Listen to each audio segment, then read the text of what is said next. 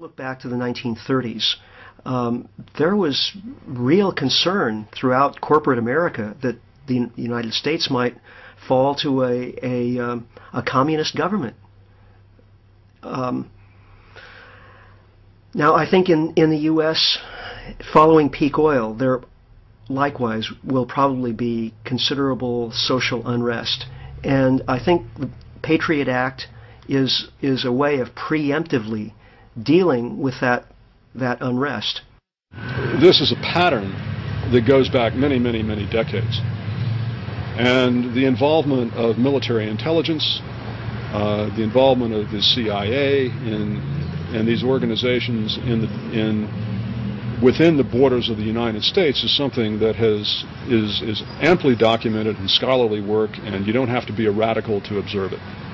The U.S. leaders are putting in place an infrastructure whereby they will be able to deal with that unrest and at the same time channel it towards scapegoats on the other side of the world.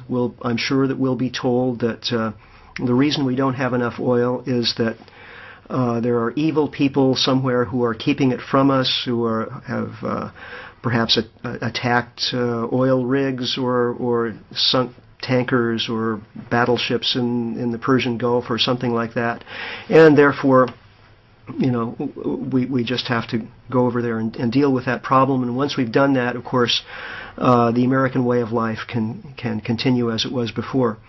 Of course, that's a lie. The American way of life is effectively finished. It can't continue past the time of peak oil. Everything must change to adapt to the reality of a much lower energy world. But that's not the kind of message that Americans are going to want to hear.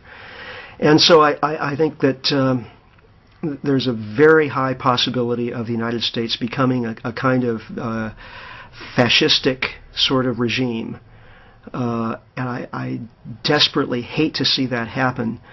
But if one just looks at the signs on the horizon, they all point in that direction. When you see Bush defend his Iraq policy, you will see that he does not use Iraq arguments in terms of closing the deal. When it comes to the heart of the matter, he uses 9/11 arguments. If he's asked, why did 2,000 people have to die in Iraq for no reason?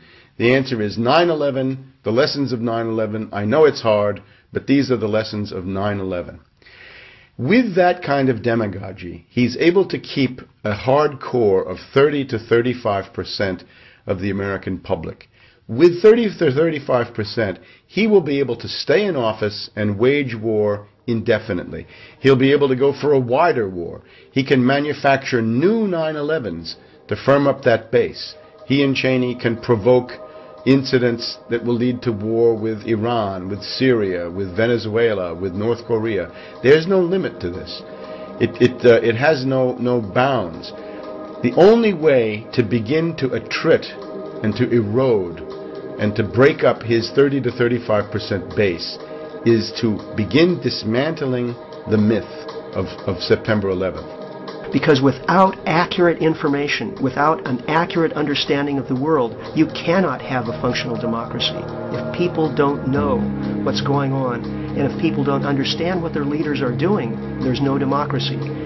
This is the biggest problem, because as long as the American people are so susceptible to propaganda through the television and the mass media, I really can't see how they will get themselves out of the predicament that they're in.